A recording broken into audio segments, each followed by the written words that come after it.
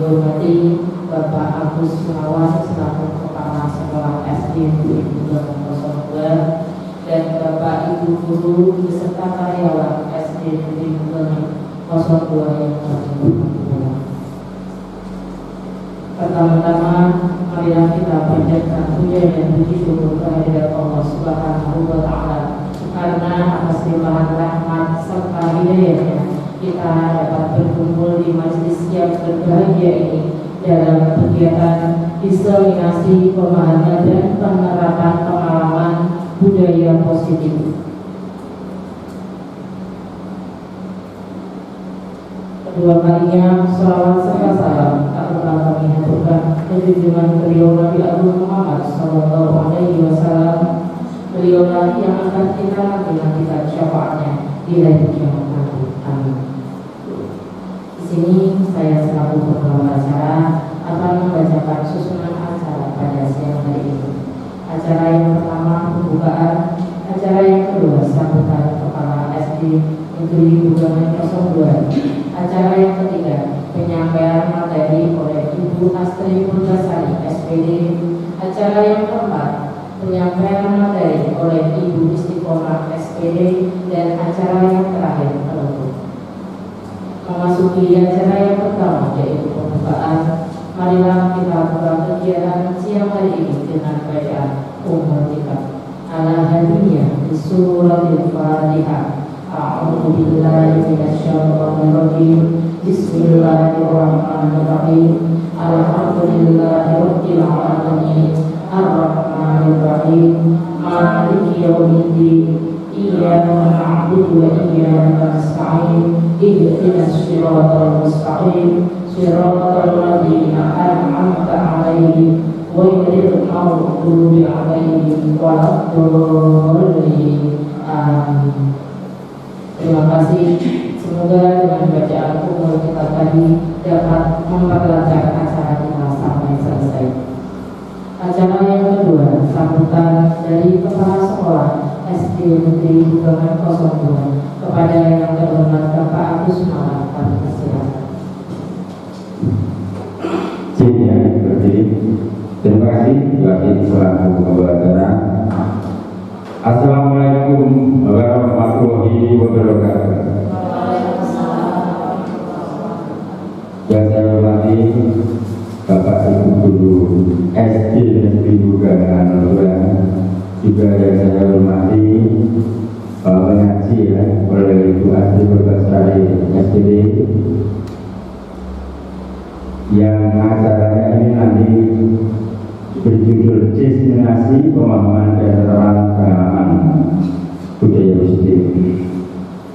Ya, pertama-tama kita panjatkan puji syukur kepada Allah Subhanahu wa Ta'ala yang telah melimpahkan rahmat hidayah inayah.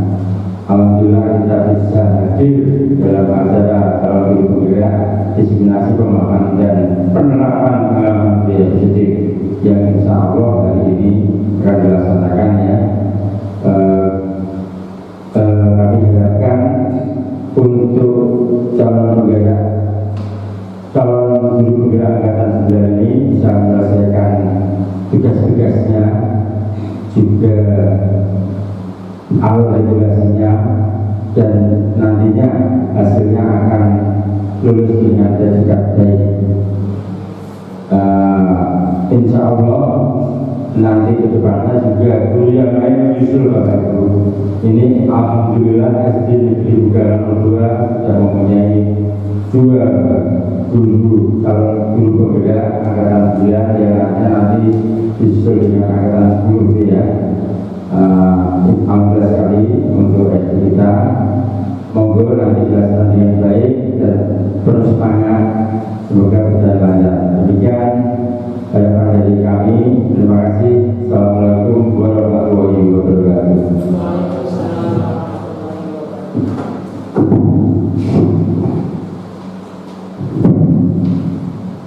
Terima kasih kami sampaikan.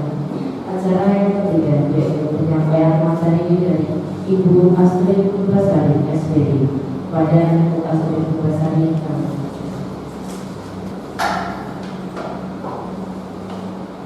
Terima kasih untuk waktu yang diberikan. Assalamualaikum warahmatullahi wabarakatuh. Waalaikumsalam warahmatullahi wabarakatuh. Selamat siang Bapak Ibu. Selamat siang Bapak Ibu. Kok kelihatannya tegang sekali ya, malah takut deh. Santai saja Bapak Ibu, kita di sini sama-sama belajar. Saya ingin pertama-tama mari kita panjatkan puji syukur kehadirat Allah Subhanahu wa Ta'ala atas limpahan rahmat dan karunia-Nya sehingga kita bisa berkumpul di ruang kelas ini dalam keadaan sehat walafiat. Saya ingin mengucapkan terima kasih untuk Pak Agus yang sudah mewadai kegiatan ini dan mengizinkan saya untuk melaksanakan diseminasi bersama Bapak Ibu guru. Tak lupa pula saya ucapkan banyak terima kasih untuk Bapak Ibu guru yang sudah berkenan meluangkan waktunya untuk bisa hadir di sini. Mohon maaf saya mungkin merepotkan waktu Bapak Ibu ya.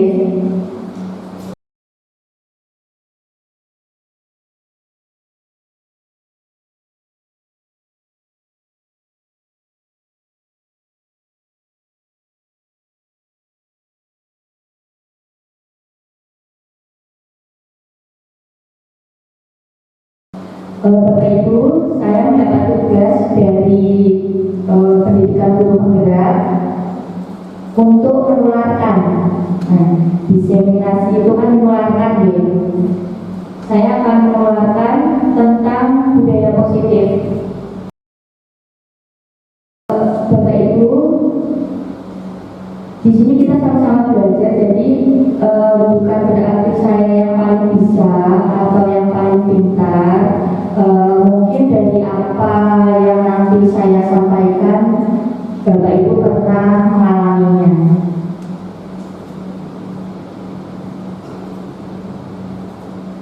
Nah, Bapak Ibu ada salam dan bahagia. Masih ingat nggak ketika kita membuka PNN itu kan instrukturnya selalu bilang salam dan bahagia, gitu ya. Nah, diharapkan kita sebagai guru itu selalu bahagia Bapak Ibu dalam menuntun murid-murid kita sesuai dengan kodratnya.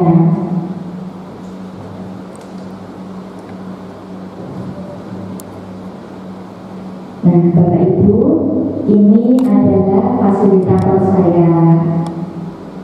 Beliau bernama Bu Inai dari Kabupaten Pekalongan.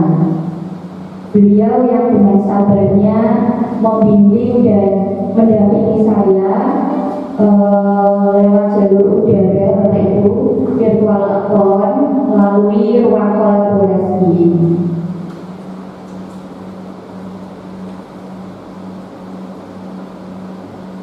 Nah, kalau yang ini tidak asing ya. Ini yang suka kesini, yang kemarin kesini.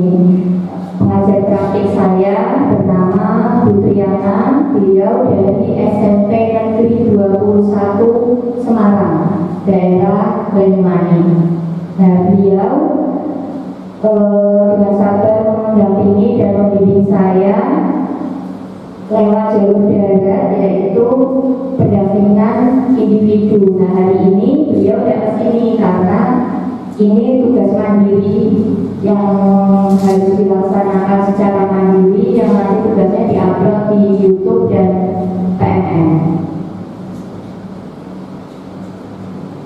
Nah, Bapak Ibu, untuk melatih konsentrasi kita, saya punya gambar. Ada berapa hewan dalam gambar tersebut? Siapa yang bisa menjawab? Monggo. Berapa? Ada berapa Pak Agus? Berapa Pak Agus? Berapa Bu Birna? 8 apa saja?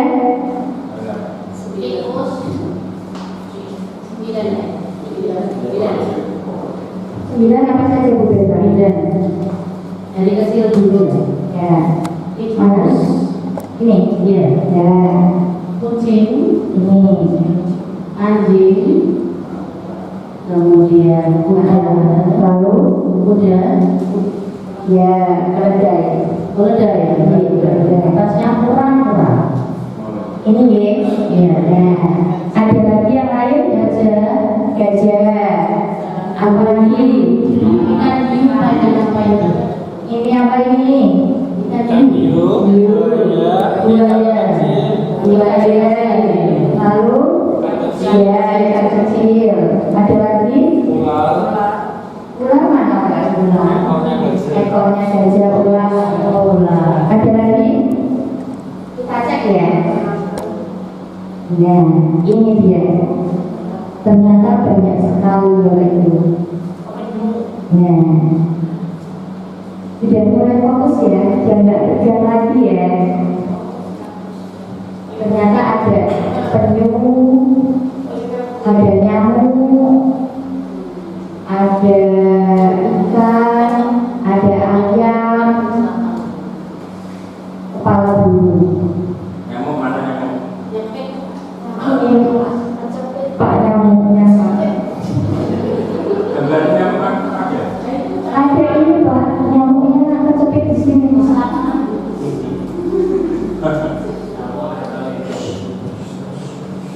Oke, udah mulai fokus ini ya. Nah, Bapak Ibu, sebelum kita ke materi, ada kesepakatan bersama dulu. Yang pertama, yang sewu HP-nya di silent. Sepakat? Yang kedua, aktif dalam diskusi. Ketiga, saling menghormati. Keempat, belajar bersama. Nah, topik diseminasi saya hari ini. Yang pertama, disiplin positif dan nilai-nilai kebajikan. Kedua, teori motivasi, hukuman dan penghargaan, restitusi. Ketiga, keyakinan kelas. Keempat, kebutuhan dasar manusia dan dunia berkualitas. Kelima, 5 posisi kontrol. Keenam, segitiga restitusi. Banyak sekali ya Bapak Ibu. Saya mempelajari semua Bapak Ibu itu 3 minggu. Materi ini dipelajari selama 3 minggu. Tapi hari ini saya diminta untuk menularkan ke Bapak Ibu dengan durasi 1 sampai 1,5 jam. Begitu. Nah, dari materi ini menurut saya itu sangat menarik Bapak Ibu. Kalau ini menjadikan saya bertanya, selama ini saya menjadi guru yang seperti apa, begitu. Dan di materi ini nanti ada beberapa pertanyaan penting. Saya mohon untuk Bapak Ibu responnya ini. Pertanyaan pemantik yang pertama, hukuman dapat mendisiplinkan anak. Monggo, siapa yang mau berpendapat? Apakah hukuman itu dapat mendisiplinkan anak? Ya, Pak ya.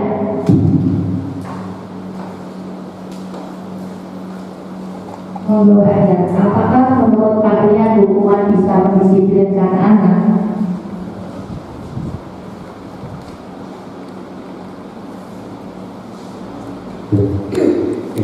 Untuk hukuman dapat mendisiplinkan anak mungkin hanya berlaku satu kali atau satu momen dalam kejadian. Akan tetapi untuk mendisiplinkan untuk ke depan dan jangka panjang itu lebih baik memberikan reward.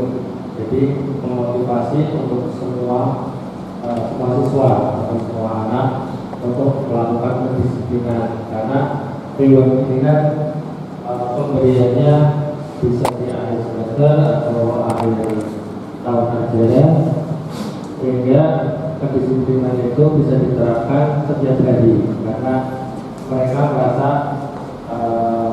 guru-guru menilai sepanjang pembelajaran atau sepanjang semester itu. Terima kasih. Terima kasih Pak Riyad. Jadi menurut Pak Riyad, hukuman bisa mendisiplinkan anak itu untuk jangka pendek ya Pak ya. Nah, tapi jika kita memberi reward untuk anak, maka itu nanti mungkin akan menjadi disiplin yang jangka panjang. Pertanyaan yang kedua, pemberian hukuman dengan hal positif seperti membaca atau membersihkan halaman sekolah dapat meningkatkan disiplin anak. Nah, membaca dan membersihkan halaman kan itu positif ya Bapak Ibu. Tapi apakah hukuman seperti itu bisa mendisiplinkan anak? Monggo, siapa yang mau berpendapat?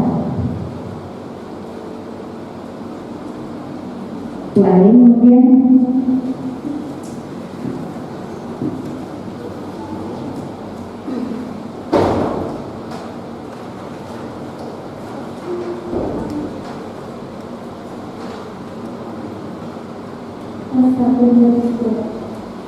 Sebelumnya perkenalkan, nama saya Alima.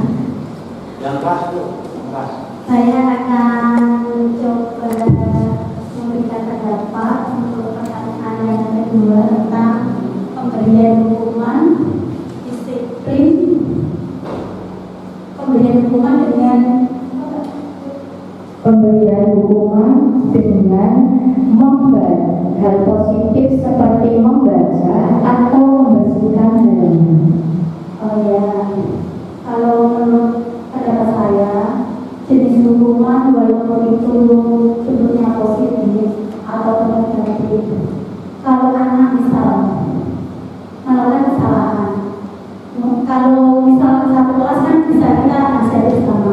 Kalau misal 1-2 orang kita sendirikan, kita kasih hukuman walaupun itu hukuman positif, itu malah akan menimbulkan pembelian ringan pada teman-temannya. Misal, kamu tadi salah atau kamu tadi dihukum sama ibu guru. Nah, menurut saya, misal apabila ada anak melakukan kesalahan, contoh dia mukul sama temannya, kan yang dipukul nangis, Bu saya dipukul itu, kita cari dulu kronologi permasalahannya itu bagaimana. Kita panggil dua anak itu, benar kamu mukul ini? Ya, kenapa kamu mukul? Kita kan harus tahu alasannya, kenapa dia kok bisa mukul. Setelah itu, setelah jelas, kita itu damaikan dulu, kita suruh minta maaf gitu. Kalau itu minta maaf dulu karena kamu sudah mukul, walaupun itu mungkin ada permasalahan pembedaan atau apa, misal ecek-ecekan atau bullying atau manggil nama yang tidak pantas karena dia membela diri, maka dia memukul. Tetap kita nasihati untuk selalu minta maaf. Setelah itu kita yang mukul itu kita sendirikan. Nanti kita juga beri pengertian kepada anak tersebut, bisa gini, kita menggambarkan, kamu kalau dipukul sakit nggak? Sakit dulu. Kalau dijewer sakit nggak? Sakit. Maka dari itu besok lagi jangan suka mukul temannya, jangan suka jewer temannya. Sama kita beri pengarahan ke spiritual juga. Kamu tahu semua yang kamu lakukan di dunia ini pasti dilihat Allah, pasti dicatat oleh malaikat yang ada di dua pundakmu. Itu amal baik maupun amal keburukan. Kalau kita barengi insya Allah dengan kegiatan yang spiritual, anak-anak mungkin masuknya itu lebih berpengertian, itu lebih bisa mengenal. Jadi dia kalau besok-besok lagi mau melakukan kesalahan atau misal mau nakali temennya, dia akan takut. Oh iya, kata Bu Alina kemarin itu kalau kita nakal dilihat Allah, nanti dicatat malaikat. Itu saja. Jadi menurut saya kalau sebuah hukuman walaupun itu bentuk positif atau apa, nanti itu akan menimbulkan pembulian pada anak tersebut. Kadang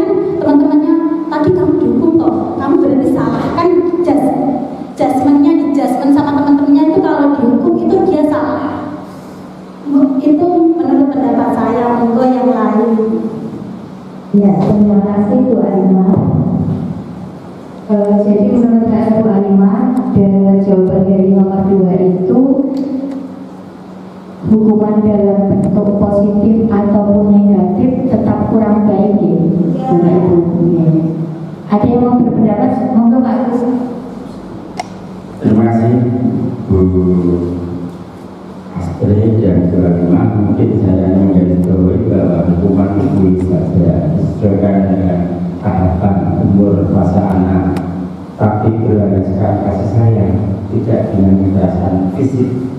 Jadi kita cari selalu bagaimana konsekuensinya apa.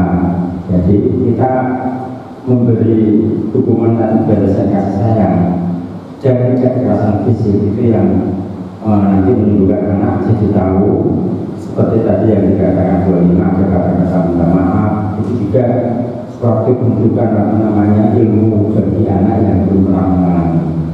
Jadi boleh-boleh saja sesuai dengan tanggapannya usia anak, tapi juga tadi belajar sayang dan tidak berbentuk kekerasan fisik. Terima kasih. Terima kasih Pak Agus. Menurut Pak Agus berarti hukuman itu boleh nih, tapi dilandaskan dengan kasih sayang. Lanjut yang ketiga, memberi penghargaan dapat meningkatkan motivasi belajar anak. Apakah memberi penghargaan itu bisa meningkatkan motivasi belajar anak? Penghargaan seperti hadiah ya, kayak memberi coklat atau memberi trainer yang lain gitu. Monggo ada yang mau berpendapat? Terima kasih Bu Astri. Menanggapi pernyataan tentang memberi penghargaan dapat meningkatkan motivasi belajar anak, saya sepakat dengan hal ini. Cuma ada beberapa hal untuk penghargaannya. Misalkan untuk penghargaan atau labelnya itu berupa ujian. Nah, itu memang bisa meningkatkan motivasi anak. Misalkan ada anak berhasil melakukan sesuatu, wah hebat, anak jempol seperti itu, anak akan lebih semangat, lebih termotivasi untuk meningkatkan kemampuan yang dia miliki. Nah, tapi di sisi lain ada penghargaan yang nanti dapat membuat anak ketergantungan. Kalau menurut saya sendiri itu berupa materi atau berupa barang seperti tadi pemberian hadiah berupa coklat atau hadiah yang lain itu nanti ke belakangnya atau dampaknya anak itu akan menjadi ketergantungan. Kalau tidak dapat hadiah tidak mau semangat seperti itu. Jadi untuk pemberian penghargaan kalau dari saya sendiri lebih baik untuk reward yang tidak menampakkan materi seperti itu. Terima kasih Adi.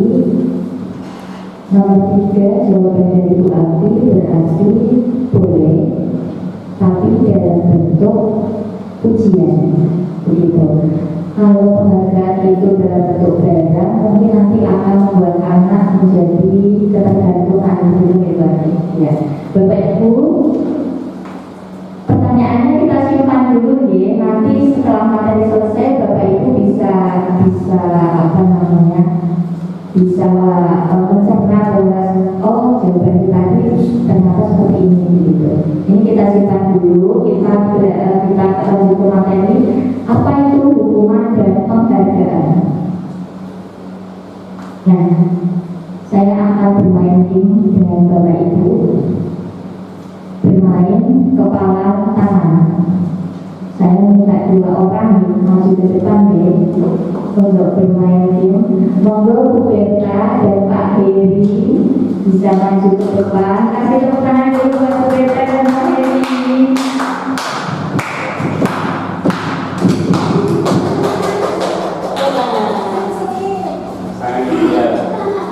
Pasangan hijau ya Pak.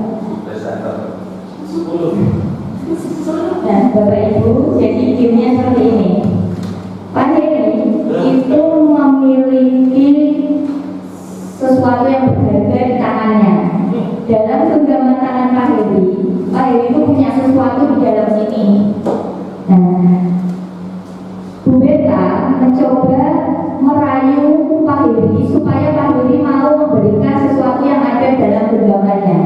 mau dirayu boleh, mau dimarahi boleh, mau dielus boleh, monggo. Pokoknya dengan segala cara Bu Berta membujuk Pak Heri supaya Pak Heri mau membuka kepala tangannya. Monggo.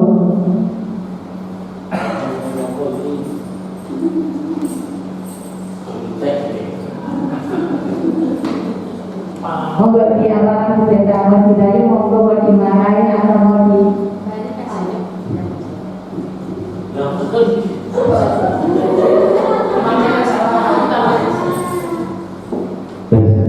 Berarti saya dirayu. ya, supaya mau membuka tangannya itu, kepala tangannya. Nanti kalau rayuannya tidak mengenal berarti tidak saya buka ya. Bisa dimulai.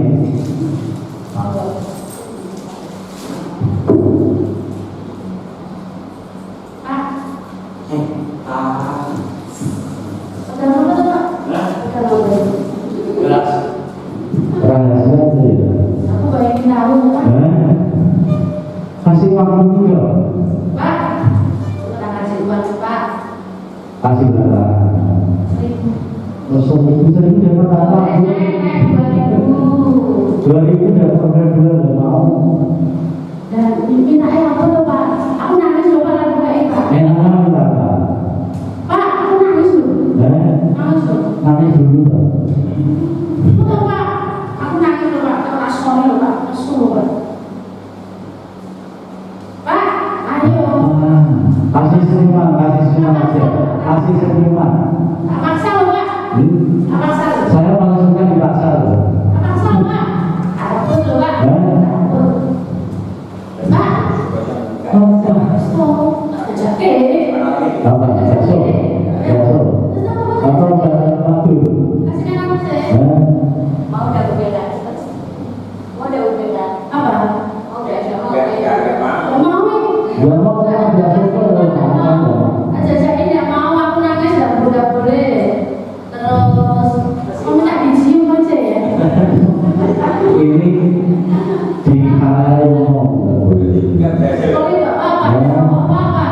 Dari dulu saya boleh. Dan dikasihkan ibu, dan dikasihkan. Oke. Nyerah berbeda, saya tidak mau ngasihkan, mau. Karena kasih uang, karena cuma tak jajak. Iya, kasih uang, jajaknya berayu, nggak mau. Terima kasih tepuk tangan buat Bu Berta dan Pak Heri.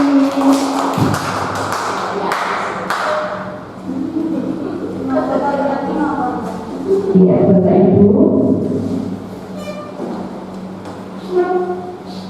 Pertanyaannya, jika Pak Heri tidak mau membuka tangannya, apakah tangan Pak Heri akan terbuka?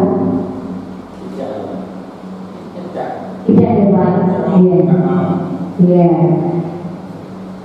Jika Pak Heri mau membuka tangannya, apakah itu faktor karena dirayu atau dimarahi atau memang faktor dari dalam dirinya Pak Heri yang mau membuka?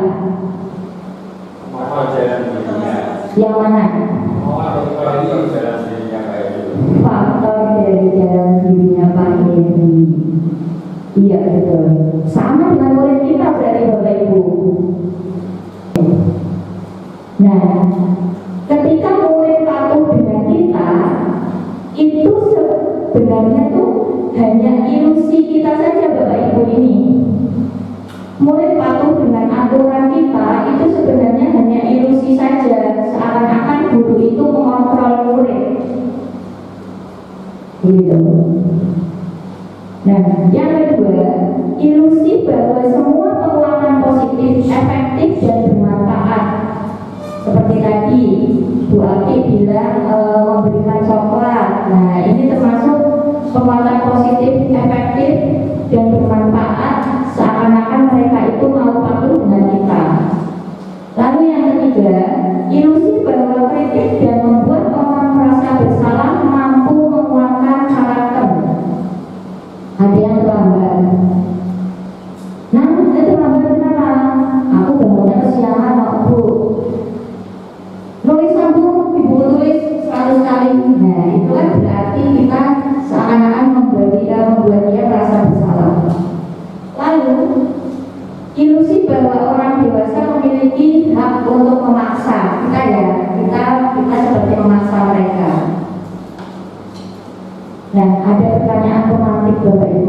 menurut Bapak Ibu guru, apakah makna dari kata disiplin? Dan pernahkah Bapak Ibu menerapkan kedisiplinan di kelas? Monggo siapa yang mau berpendapat? Apa itu disiplin dan pernahkah menerapkannya? Monggo. Disiplin, patuh, taat. Ada lagi? Suis.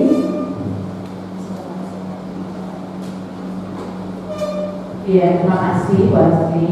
Disiplin yang banyak orang mengerti itu biasanya disiplin itu kaitan dengan peraturan. Biasanya itu orang akan menganggap disiplin itu adalah sesuatu yang harus kita taati, menaati segala peraturan yang ada.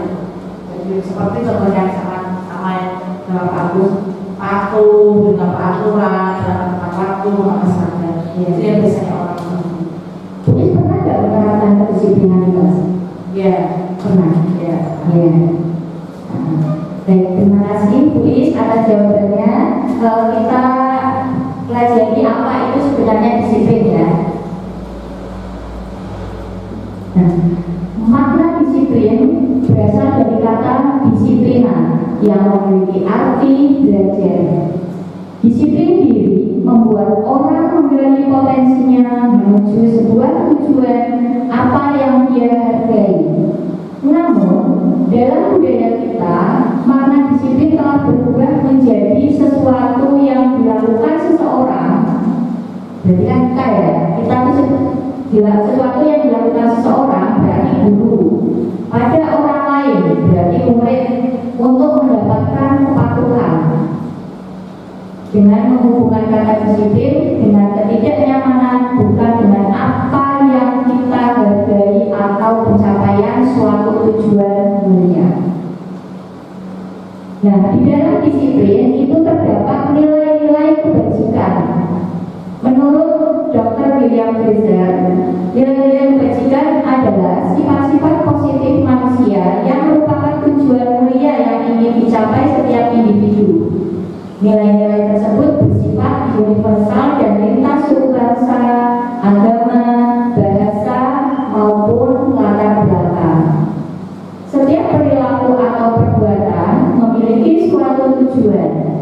Dengan mengaitkan nilai-nilai kebajikan yang diyakini seseorang, maka motivasi intrinsiknya akan terbangun sehingga menggerakkan motivasi dari dalam untuk dapat mencapai tujuan mulia yang diinginkan. Nah, saat ini pemerintah itu sedang ingin menerapkan nilai-nilai kebajikan yang ada pada dimensi profil pelajar Pancasila. Pemerintah menginginkan murid-murid itu disiplin belajar dalam tujuan apa?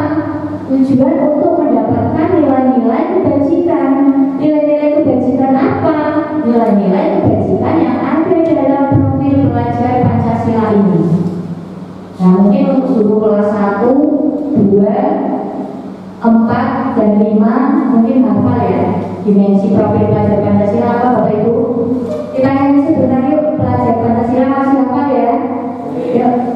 Pelajar Pancasila beriman dan bertakwa pada Tuhan yang Esa dan berakhlak mulia, berkepentingan global, gotong royong mandiri, kreatif dan bernalar kritis. Iya, tepuk tangan Bapak Ibu. Luar biasa, Bapak Ibunya hebat ya Pak ya.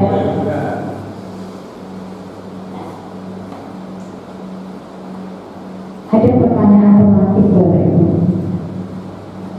Sebagai guru, saat Bapak Ibu hadir mengajar di kelas tepat waktu, motivasi apa yang mendasari Bapak Ibu? Jadi ketika Bapak Ibu berangkat ke kantor atau ke sekolah, masuk di kelas itu dengan tepat waktu, itu motivasi apa yang mendasari Bapak Ibu melakukan itu? Atau supaya dipuji Pak Agus, atau takut dimarahi Pak Agus, atau memang dari dalam diri Bapak Ibu, atau takut PPP-nya dipotong? Nah, mungkin ada yang mau mendapat. Oh, di sini itu yang berangkat paling bersih Bu Rita ya Pak. Bu Rita di sini selalu berangkat paling bersih. Mungkin Bu Rita bisa menjawab. Monggo.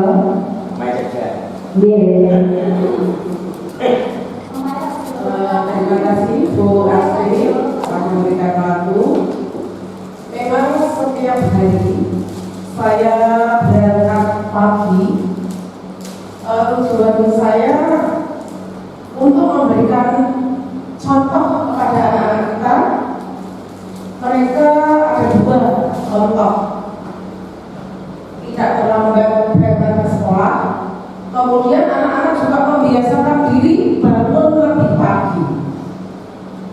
Mereka anak-anak berangkat ke sekolah, berangkat lebih awal, kemudian berangkat dengan rasa senang. Pertama, biasanya saya melihat anak-anak di pagi hari, kalau saya berangkat pagi itu, anak-anak lebih senang pertama berjumpa dengan teman-temannya yang berangkat lebih pagi juga. Jadi setiap kali saya berangkat lebih pagi, itu yang saya sukai. Makanya setiap kali saya berangkat pagi itu bisa memberi contoh kepada anak-anak, membiasakan diri berangkat pagi, bertemu dengan teman-teman dengan senang, kemudian mempersiapkan diri untuk belajar juga dengan rasa senang tanpa ada paksaan. Biasanya kalau anak-anak berangkat pagi itu ada yang rewel, ada yang susah, kemudian bangun pagi juga rewel dulu, susah dengan orang tua. Tapi kalau dibiasakan berangkat pagi, anak-anak akan lebih senang, lebih siap untuk belajar di dalam kelas. Terima kasih Bu Rita. Berarti Bu Rita berangkat pagi karena supaya menjadi teladan bagi muridnya ya. Berarti Bu Rita sudah sudah memulai dari dirinya sendiri. Ya. Nah, menurut dosen ada 3 motivasi perilaku manusia. Yang pertama ini, menghindari ketidaknyamanan atau hukuman. Yang kedua, mendapatkan imbalan atau penghargaan dari orang lain. Yang ketiga, menjadi diri yang diinginkan dengan menghargai diri sendiri dengan nilai-nilai yang mereka percaya. Bu Rita tadi berangkat pagi untuk ini ya Bu, ya, menghargai diri sendiri ya Bu, ya, supaya menjadi contoh teladan bagi murid. Nah, kalau murid kita itu yang mana Bapak Ibu? Murid kita itu termasuk yang mana? Yaitu patuh kepada aturan yang mana? Karena apa Bapak Ibu? Karena takut dihukum, atau karena mendapat imbalan dari gurunya, atau memang dari diri dia sendiri yang memulainya? Nah, pertanyaan pemantik selanjutnya, apa yang Bapak Ibu guru hebat lakukan jika ada murid yang melanggar peraturan yang ada?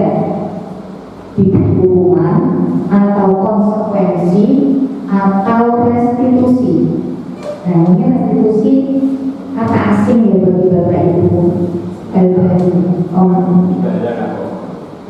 Oh iya, mau Pak Agus. Ya, terima kasih. Ini ada pertanyaan pemantik ya, apa yang Bapak Ibu guru hebat lakukan jika ada peraturan yang ada di rumah, itu ya sebaiknya kita melihat aturan bagus seperti kita juga kalau melanggar peraturan, jadi disesuaikan, biasanya memberi peringatan dulu, ya, tidak sekaligus langsung hukuman secara berat ya. Peringatan pertama, peringatan kedua, ketiga, seterusnya sampai yang ketiga. Seperti ya kalau dulu kan ada peraturan KMS itu ya, 10 tahun tahun berapa? Tahun 2010 tentang koordinasi dan institusi semacam itu apa namanya itu kalau pemberian apa namanya itu kalau kita melakukan enggak kalau kita melakukan sesuatu terus ditebus dengan pemberian sesuatu itu adalah institusi. Jadi apa yang namanya kalau kayak ini, kayak kita membayar pajak, kalau pajak beda, kayak itu. Jadi supaya tidak kena hukuman, dia membeli sesuatu, penggantinya dia melanggar. Nah kalau konsekuensinya kan itu dikembalikan pada yang melanggar. Gitu ya. Jadi menurut saya terlibatnya kita menghukuman dari peringatan dulu, karena biasanya kan hal yang dilakukan itu kan hal yang mendadak, nggak tahu. Kadang juga diingat, kok masih ya tidak benar sesuai dengan peraturan yang sudah kita sepakati. Terima kasih ya. Baik, terima kasih Pak Agus. Menurut Bapak Ibu pernah nggak memberi hukuman kepada anak, kepada murid? Pernah ya? Saya juga pernah Bapak Ibu. Biasanya disuruh tulis halus ya di buku ya, ketika dia melakukan kesalahan. Nah.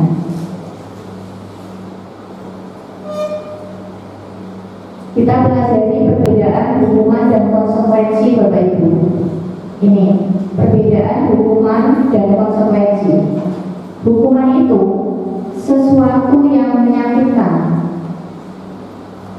membuat anak sakit fisik maupun hati. Seperti yang Bu Alima tadi bilang, disurai temannya, itu namanya pemberian, sakit hati.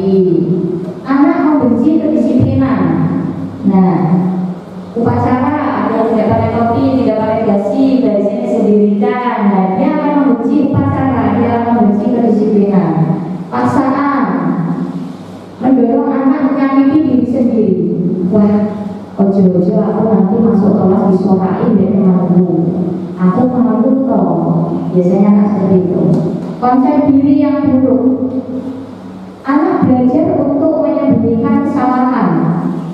Contoh, Albiano, kamu tidak mengerjakan PR matematika, tidak bukunya hilang. Nah, padahal dia tidak mengerjakan, alasan bukunya hilang. Ini dia menyembunyikan kesalahan. Marah, rasa bersalah, dipermalukan, merasa tak dihargai. Nah, ini hukuman Bapak Ibu. Konsekuensi apa? Konsekuensi itu sesuatu yang harus terjadi. Membuat anak merasa tidak nyaman dalam jangka waktu pendek. Anak menghargai disiplin. Nah, seperti yang Pak Arya tadi bilang, ya dia disiplin tapi dalam jangka pendek. Stimulus dan tanggapan mendorong anak agar mudah menyesuaikan diri. Konsep diri yang baik. Anak belajar mematuhi peraturan. Kehilangan hak, dibuat tidak nyaman, diasingkan untuk sementara. Nah, ini konsekuensi Bapak Ibu. Contohnya apa? Ini Bapak Ibu, mungkin Bapak Ibu pernah melakukannya. Mencatat 100 kali di dalam buku kalimat, saya tidak akan terlambat lagi karena terlambat ke sekolah. Jadi anak yang terlambat disuruh menulis saya tidak akan terlambat lagi sebanyak 100 kali Bapak Ibu. Ini termasuk hukuman. Lari mengelilingi lapangan basket 2 kali karena terlambat hadir di sekolah, termasuk hukuman. Murid diminta untuk push up 15 kali karena tidak menggunakan masker ke sekolah, hukuman. Menggantikan kertas tugas teman yang telah dicoret-coret, konsekuensi. Dia mencoret buku temannya, konsekuensinya harus mengganti. Membersihkan tumpahan air di meja tulis karena tersenggol pada saat belajar, konsekuensi. Murid disuruh untuk mengenakan sepatu, tidak mengenakan sepatu seharian di sekolah karena tidak mengenakan sepatu hitam, hukuman. Lari mengelilingi lapangan basket 2 kali karena terlambat 10 menit untuk pelajaran PJOK, konsekuensi. Poin 2, lari mengelilingi lapangan basket 2 kali karena terlambat dari sekolah itu hukuman. Yang ini lari lapangan basket 2 kali belajar kecil konsekuensi. Pertanyaan Pak Agus bagus sekali. Tentang perbedaannya apa Pak? Kenapa kok berbeda? Yang atas hukuman, yang terakhir konsekuensi. Nah, mungkin Pak Heri bisa ada pendapat lagi, Pak Heri. Yang terakhir, yang terakhir itu kan pada saat nomor 2 dengan poin terakhir, Pak Heri guru PJOK mungkin bisa berpendapat lain atau sama dengan tulis. Jadi poin 2 itu kan sama-sama mengelilingi lapangan basket 2 kali, dan poin terakhir itu juga sama. Cuma di sini kalau saya pribadi, menurut saya itu yang bawah itu kan mengelilingi lapangan itu pada saat dia terlambat pelajaran olahraga. Ya, jadi kalau olahraga itu kan menggunakan fisik. Jadi kalau menurut saya ada perbedaan. Ya. Terima kasih. Terima kasih Pak Heri. Berarti sama dengan Bu Is ya? Ya, tadi Bu Is bilang karena yang terakhir itu pelajaran PJOK. Jadi itu konsekuensinya kalau terlambat pelajaran PJOK ya disuruh lari. Itu konsekuensi. Tapi yang nomor 2 ini bukan pelajaran PJOK, pelajaran guru kelas. Terlambat hadir ya dia disuruh lari lapangan, itu namanya hukuman. Begitu ya. Nah ini restitusi. Restitusi adalah proses menciptakan kondisi bagi murid untuk memperbaiki kesalahan mereka sehingga mereka bisa kembali pada kelompok mereka dengan karakter yang lebih kuat. Gitu. Jadi dengan restitusi ini, Bapak Ibu, siswa itu akan memperbaiki kesalahannya dan siswa akan mencari solusinya sendiri. Nih, sehingga mereka bisa kembali pada kelompok mereka dengan karakter yang lebih kuat. Mereka akan mencari solusinya sendiri atas kesalahannya, dan ketika dia kembali ke kelas, dia tidak merasa malu, dia tidak merasa bersalah pada dirinya. Pertanyaan pemantik selanjutnya, pernahkah Bapak Ibu guru hebat memberikan penghargaan atau hadiah kepada murid karena telah melakukan sesuatu? Pernah ya? Pernah ya? Nah, saya juga pernah Bapak Ibu, anak yang nilainya tinggi atau anak yang memiliki prestasi, kita beri hadiah. Nah, ada pernyataan dihukum oleh penghargaan Bapak Ibu. Dihukum oleh penghargaan berarti tidak semua penghargaan itu berdampak positif. Ya deh. Penghargaan juga bisa mematikan kreativitas anak. Gitu. Dia akan melakukan sesuatu asal ada ibadahnya, seperti yang Bu Ali tadi bilang, ketergantungan.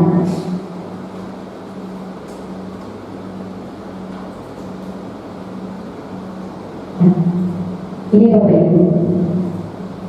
Ibu guru hebat, mengapa kita memakai helm saat berkendaraan?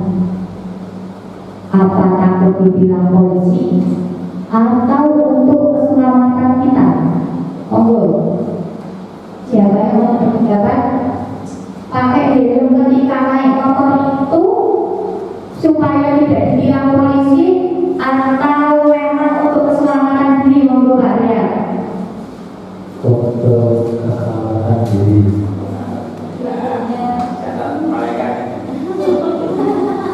Karena saya juga tidak melalui lampu merah, selalu pakai helm.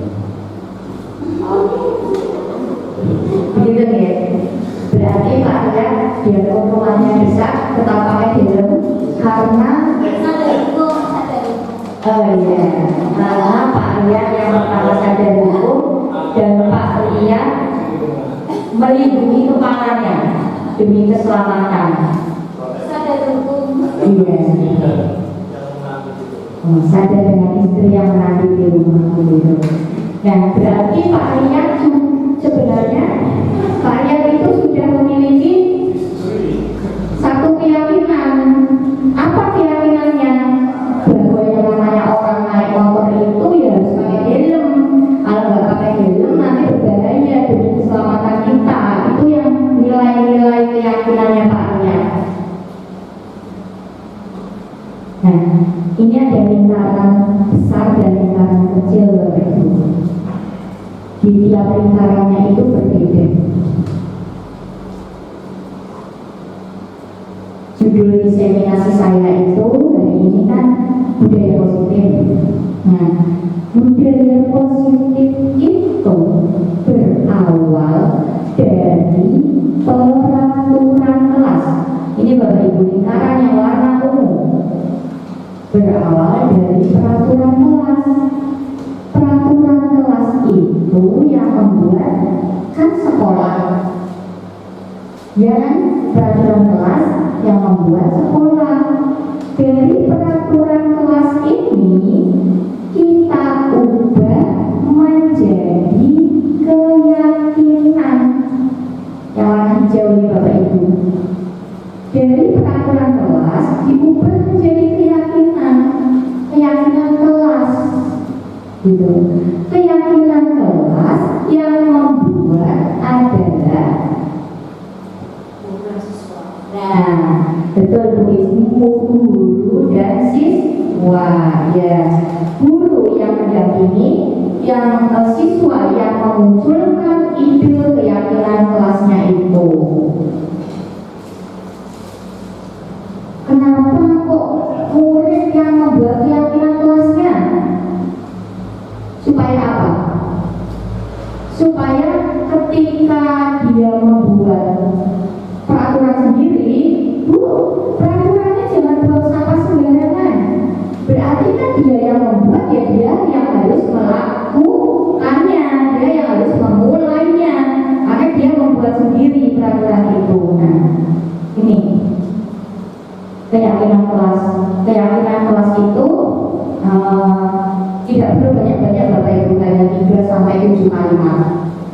Dan nanti jika semua kelas memiliki keyakinan kelas, maka terciptalah lingkungan yang positif. Jadi jika semua kelas memiliki keyakinan kelas, maka akan tercipta lingkungan yang positif. Dengan otomatis atau secara otomatis muncullah budaya positif di sekolah tersebut. Begitu Bapak Ibu. Sampai sini bisa dipahami ya?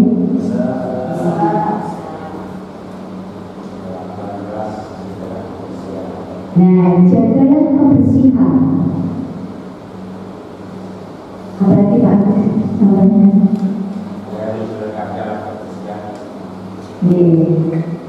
Jaga kebersihan, tapi juga seharusnya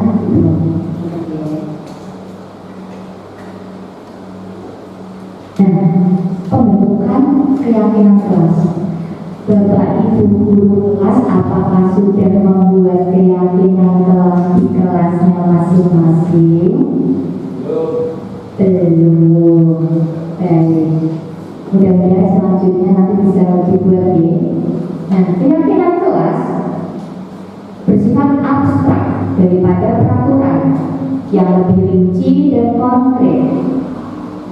Keyakinan kelas berupa pernyataan-pernyataan universal bersifat umum ya.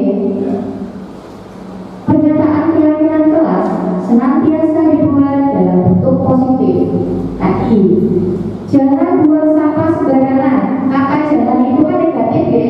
Nah itu bisa diubah menjadi buanglah sampah pada tempatnya. Jagalah kebersihan.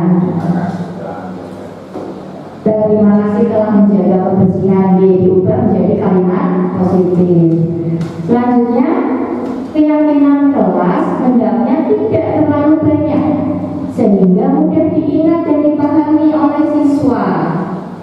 Semua warga kelas sebaiknya ikut berkontribusi dalam membuat kegiatan kelas lewat curah pendapat. Jadi setiap siswa diminta untuk membuat satu pendapat tentang keyakinan kelas apa yang akan mereka buat dan pastinya mereka jalani. Bersedia meninjau kembali keyakinan kelas dari waktu ke waktu. Nah, ini langkah-langkah membuat keyakinan kelas Bapak Ibu. Yang pertama, mempersilahkan murid di kelas untuk bercurah pendapat tentang peraturan yang perlu disepakati di kelas. Kemarin saya mencoba membuat peraturan membuat keyakinan kelas bersama murid saya, Bapak Ibu. Murid saya beri kertas apa yang namanya post-it, bukan apa itu yang ada sticky note. Nah, anak-anak saya beri kertas sticky note itu yang warna-warni satu persatu. Saya suruh tulis keyakinan apa yang akan mereka buat, gitu. Satu saja. Dan murid saya ada 25, jadi ada 25 keyakinan. Mencatat semua masukan dari para murid di papan tulis. Sticky note yang sudah mereka tulis itu, yang sudah mereka buat, ditempel di papan tulis Bapak Ibu. Sticky note-nya itu ditempel di papan tulis.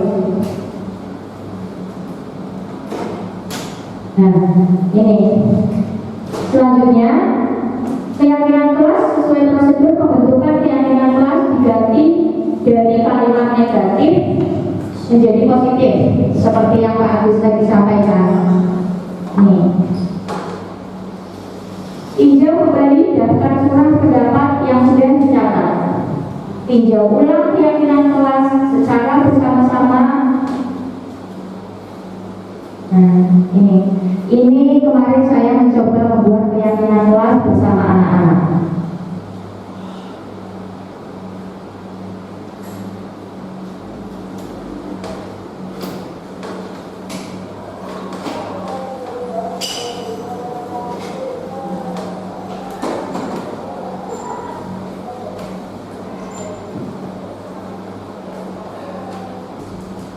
Saya ulangi di Bapak Ibu, ini kemarin saya membuat dokumentasi keyakinan kelas bersama anak-anak.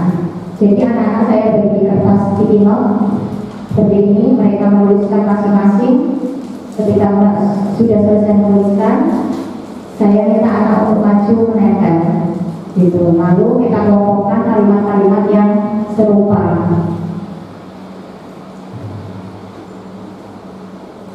Nah, ini.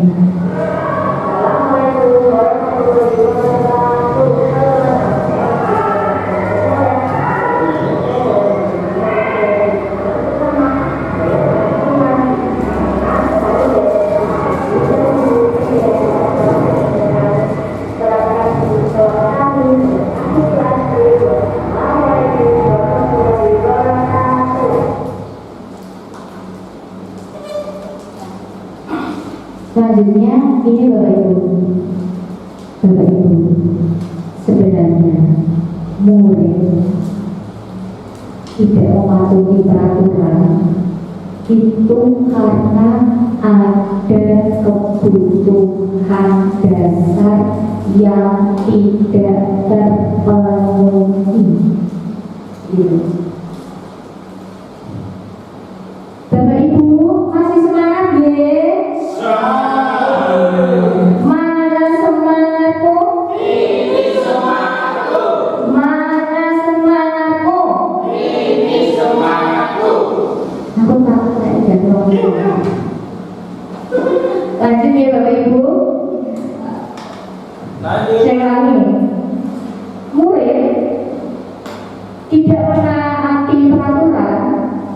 itu karena ada kebutuhan dasar yang belum terpenuhi.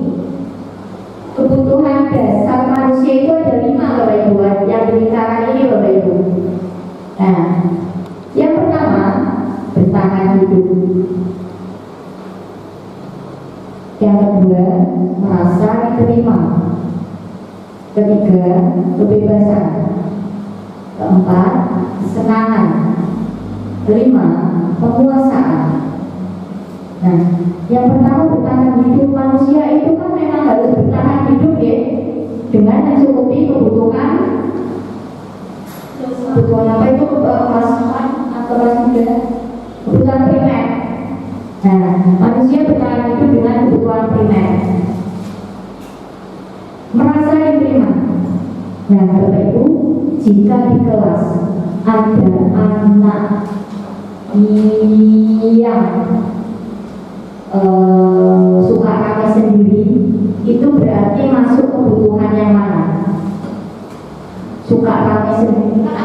Bapak Ibu, hampir setiap hari ya ada anak yang suka rame sendiri, itu berarti dia belum memenuhi kebutuhan yang mana? Yang mana? Kesenangan atau merasa diterima? Ada yang ingin berpendapat? Apa begitu?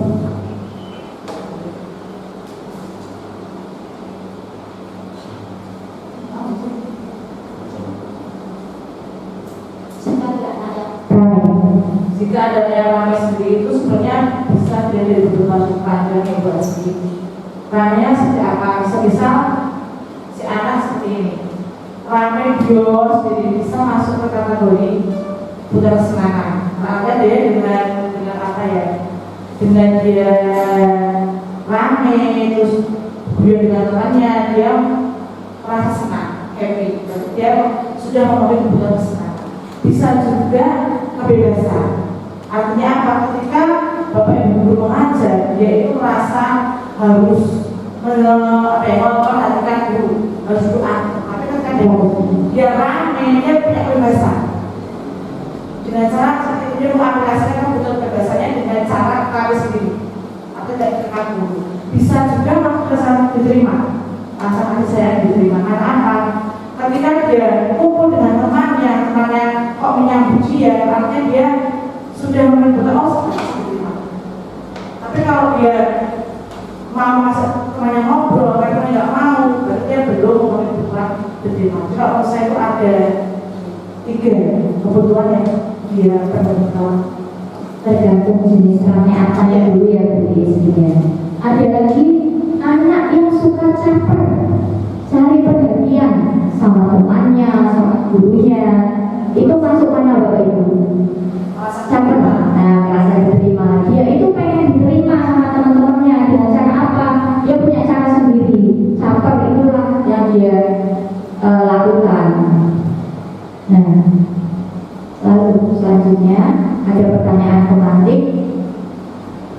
Bapak Ibu guru hebat, apa yang Bapak Ibu guru hebat lakukan jika melihat murid selalu melanggar aturan atau keyakinan kelas yang ada? Mengingatkan saja, atau menasehati, atau menghukum Bapak Ibu? Apa maksudnya? Realitanya hukum. Monggo Pak Agus. Ya, ini memang menurut yang update perkembangan zaman dulu masyarakat bisa keadaan sudah berbeda. Ya, kita tidak hanya menasihati tidak hanya memberi semacam apa ya seperti hukuman, tapi memberi contoh. Ini loh kalau dunia seperti ini, kalau yang berbeda seperti itu anak mesti dengan pemikirannya menerima. Tapi kalau nggak dicontoh cuma menasihati ya dalam arti jargoni itu ya, itu sulit juga. Itu anak sekarang.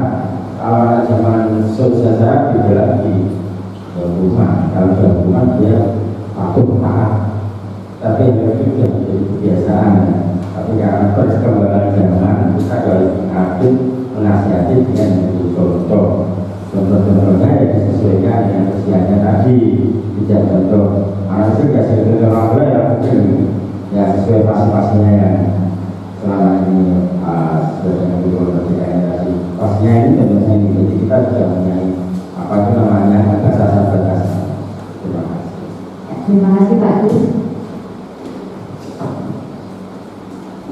Iya, seperti yang Bu Is bilang, realitanya menghukum ya. Kita masih menghukum ya. Dia menasehati ada, tapi mungkin dari menasehati mungkin anak belum cerdas ya, masih mengulangnya lagi sehingga kita kembali ke hukuman itu tadi. Nah, Bapak Ibu, selanjutnya posisi kontrol. Nah, ini nih Bapak Ibu, ini materi ini yang sangat menarik. Ternyata guru itu ada 5 posisi kontrol Bapak Ibu. Guru itu punya 5 posisi kontrol. Nanti dari materi ini Bapak Ibu bisa bercermin saya itu guru yang seperti apa gitu. 5 posisi kontrol guru itu yang pertama, guru sebagai penghukum. Yang kedua, guru sebagai pembuat rasa bersalah. Yang ketiga, guru sebagai teman. Yang keempat, guru sebagai pemantau. Yang kelima, guru sebagai manajer.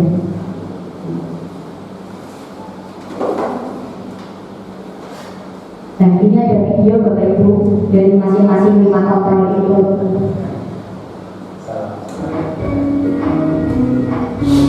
Monggo bisa disimak videonya, nanti Bapak Ibu termasuk dalam guru yang mana hebat. Dalam penerapan disiplin positif restitusi, salah satu program yang dikembangkan adalah 5 posisi kontrol. 5 posisi kontrol dalam restitusi adalah proses perjalanan seorang pendidik agar dapat mengenali dirinya. Pada video kali ini, kita akan membahas tentang 5 posisi kontrol yang dikembangkan oleh Diane Dawson dan contoh penerapannya.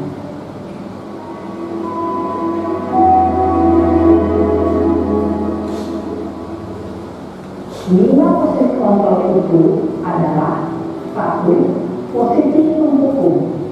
2. Posisi pembuat rasa bersalah. 3. Posisi teman. 4. Posisi pemantau atau monitor. Dan 5. Posisi manajer. Untuk lebih memahami kelima posisi tersebut, mari kita saksikan kasus kemarin yang melambat hadir 20 menit setelah dan melihat bagaimana kelima posisi kontrol dalam menghadapi masalah tersebut. Yang pertama, posisi penghukum Bapak Ibu, guru sebagai penghukum.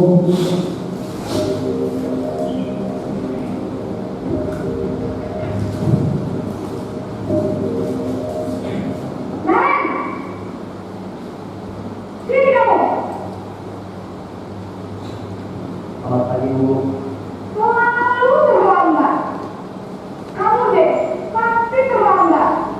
Maaf Bu, saya kenapa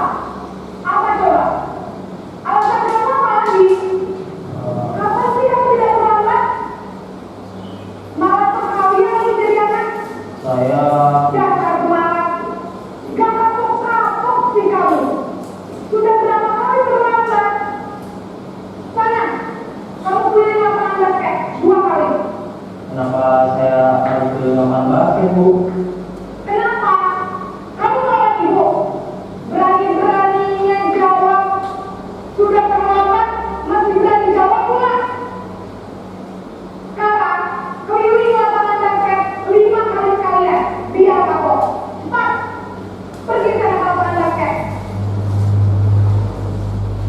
Posisi penghukum biasanya berbicara dengan nada tinggi, menghabis, menunjuk-nunjuk, menyakiti, dan menyindir. Hukuman bisa berupa fisik maupun psikis.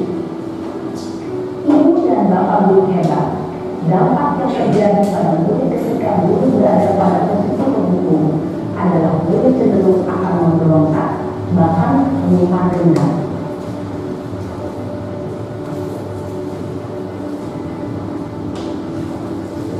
Yang ini guru sebagai pembuat rasa bersalah.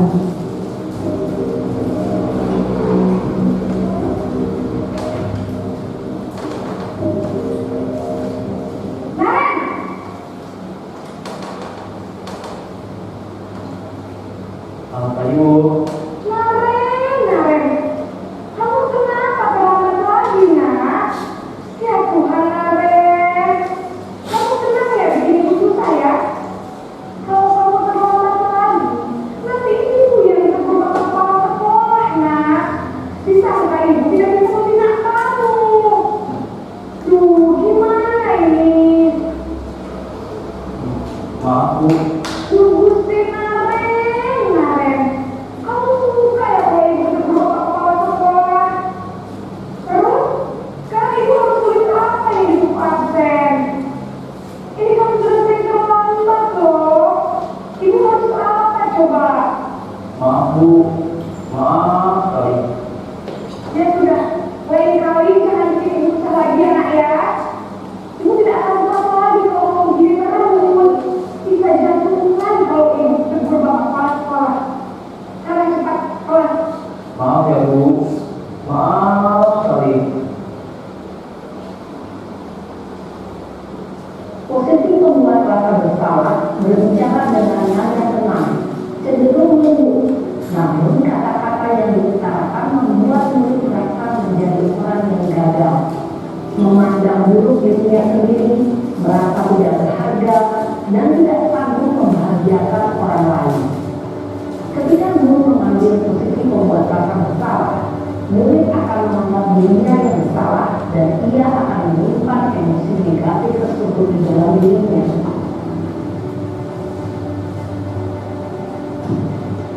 Selanjutnya, guru sebagai teman.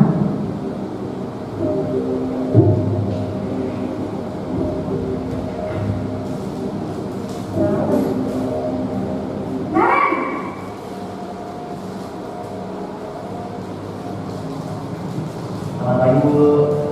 Wah, sudah jam berapa ini, nak? Terlambat lagi ya saya. Iya Bu. Habis ibu saya lupa bangunkan saya Bu. Kamu malah menyalahkan ibu kamu. Kamu kan anak yang paling kencang. Kok terlambat sih? Iya Bu. Saya memang selamat bangun tadi. Jadi biarpun saya lari kencang, tetap nggak kesenjar Bu. Ya sudah kan, nanti lain kali larinya lebih kencang lagi ya. Biar gak terlambat lagi. Bikin senang ibu demi ibu. Bisa kan? Bisa Bu. Ya sudah sekarang sekolah, ibu beresin urusan absen kamu. Kamu ini ada-ada saja. Dalam posisi teman, guru berbicara dengan nada suara ramah, akrab, cenderung bertindak gurau untuk menjaga suasana tetap santai. Murid akan merasa senang, aman, dan akrab dengan guru. Identitas yang tercipta adalah identitas sukses atau berhasil. Namun, perlu diingat, karena ini masih dorongan eksternal, maka ada faktor ketergantungan dari murid kepada orang tertentu. Di sini, guru absennya, sehingga di lain waktu, murid bisa berperilaku baik, namun hanya kepada orang-orang tertentu saja. Selanjutnya, guru sebagai pemantau.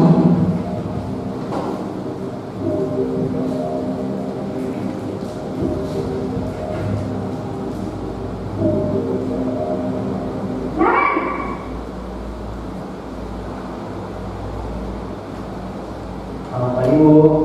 Naren, apa peraturan sekolah kita tentang jam berapa kita harus masuk sekolah, kan? Kita harus di sekolah jam 7 Bu. Iya betul, sekarang sudah jam 7.20. Naren sudah tahu konsekuensinya jika terlambat hadir. Paham Bu. Saya harus tinggal kelas pas jam istirahat selama 20 menit. Ya benar, konsekuensi demikian. Jadi nanti jam 9.30 pas istirahat, kamu harus tinggal di kelas, kerjakan tugas tambahan untuk ketinggalan kamu, ya? Baik Bu. Posisi pemantau mengandalkan penghitungan atau data untuk mengontrol murid. Guru mengarahkan murid berdasarkan peraturan dan konsekuensi. Seorang pemantau menunjukkan bahasa tubuh dan ekspresi wajah yang datar dan cenderung formal.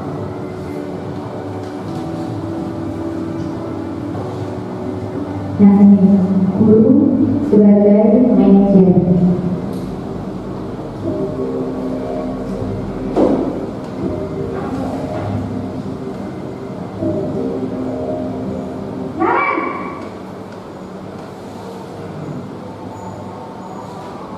Selamat pagi Bu. Selamat pagi, Naren. Maaf Bu, saya terlambat. Ya, sekolah masuknya jam 7, sekarang sudah jam 7.20. Jadi sekarang bagaimana ini, Naren? Maaf Bu, saya lupa alarm saya semalam. Baiklah, menurut kamu, keyakinan sekolah yang mana yang perlu kamu tingkatkan? Menghargai diri sendiri dan orang lain juga Bu. Setuju. Jadi, apakah Naren meyakini prinsip saling menghormati tersebut? Iya Bu, saya meyakininya. Apakah Naren bersedia memperbaiki masalah keterlambatan ini? Bersedia Bu. Bagaimana kamu akan memperbaiki masalah keterlambatan ini? Saya akan coba untuk tidak lupa menyetel alarm saya Bu. Baik, kalau Naren mau kita di rumah, ada orang yang kira-kira bisa bantu mengingatkan tidak? Ada Bu, kakak saya, Kak Emma. Ada lagi selain Kak Emma? Selain Kak Emma, ada ibu saya. Baik, jadi yang mengingatkan Naren adalah Kak Emma dan ibu kamu ya. Kira-kira akan mulai alarm kapan nih, Naren? Setelah pulang sekolah, akan segera saya lakukan. Baik, jadi Naren akan setel alarm untuk bangun besok pagi dan akan diingatkan oleh kakak dan ibu Naren ya. Ada lagi yang mungkin perlu dilakukan, Naren? Agar tidak terlambat bangun lagi. Tidak ada Bu. Baik, Naren. Terima kasih untuk kerjasama kamu. Sekarang kamu harus kembali ke kelas mulai. Baik Bu, terima kasih. Posisi manajer adalah posisi kontrol yang disarankan untuk membimbing murid memiliki sikap disiplin yang positif, yaitu murid yang mandiri, bertanggung jawab, dan dapat memecahkan masalah. Tujuan dari posisi ini adalah agar murid dapat berefleksi atas tindakannya. Guru akan dengan tulus memberikan pertanyaan-pertanyaan bermakna, sehingga membuat murid dapat belajar dari kesalahannya dan mencari sebuah solusi untuk menyelesaikannya. Ibu dan bapak guru hebat, setelah mengamati adegan kelima posisi kontrol tadi, kira-kira posisi mana yang paling ideal? Posisi mana yang dapat menunjang motivasi intrinsik murid? Ya, tentu posisi manajer. Posisi ini memang posisi ideal yang ingin dituju setiap pendidik. Pada posisi inilah, guru dapat menerapkan disiplin positif yang berpihak pada murid, yang memerdekakan murid. Perjalanan seorang pendidik tentunya tidak mudah untuk sampai pada posisi seorang manajer. Namun, tujuan kita pasti, yaitu menciptakan murid-murid yang mandiri, merdeka, dan bertanggung jawab. Semoga penggambaran 5 posisi kontrol yang telah diperlihatkan ini dapat menjadi ajang refleksi bagi kita semua, agar dapat terus mengasah dan menerapkan disiplin positif yang memerdekakan murid. Mari terus berlatih dan bersemangat. Selamat menerapkan. Salam dan bahagia, Ibu dan Bapak Guru hebat.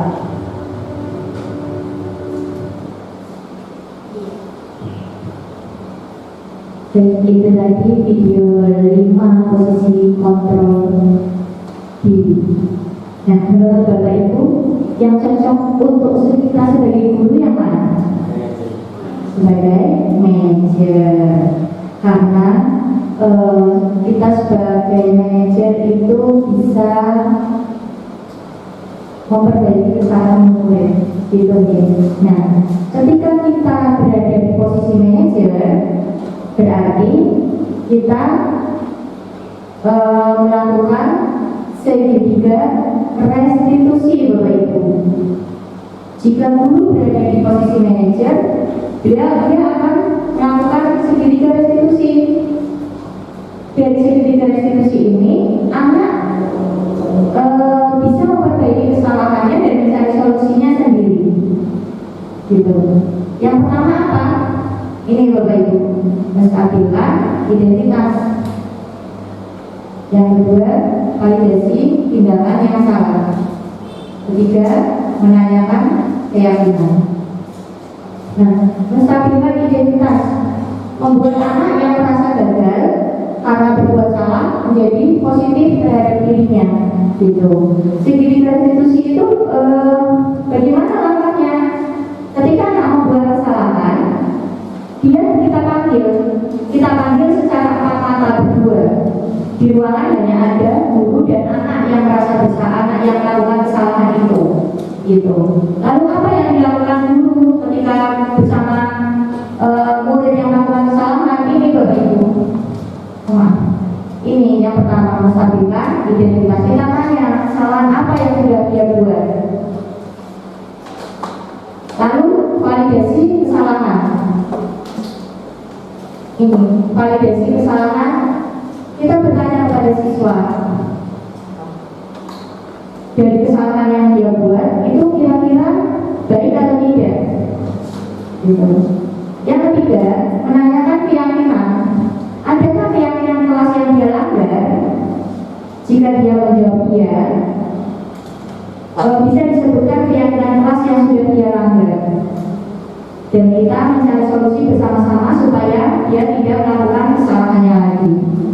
Nah, kemarin saya mencoba praktik segitiga restitusi bersama murid saya, Bapak Ibu. Nah, ini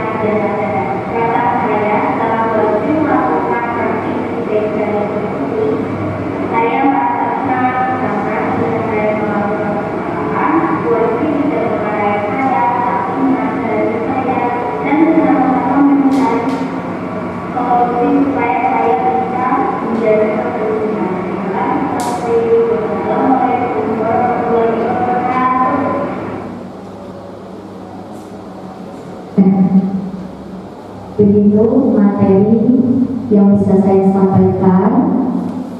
Semoga kita bisa menciptakan budaya positif di sekolah kita. Semoga apa yang saya sampaikan bermanfaat bagi Bapak Ibu. Sekian akhir kata saya ucapkan. Wassalamualaikum warahmatullahi wabarakatuh.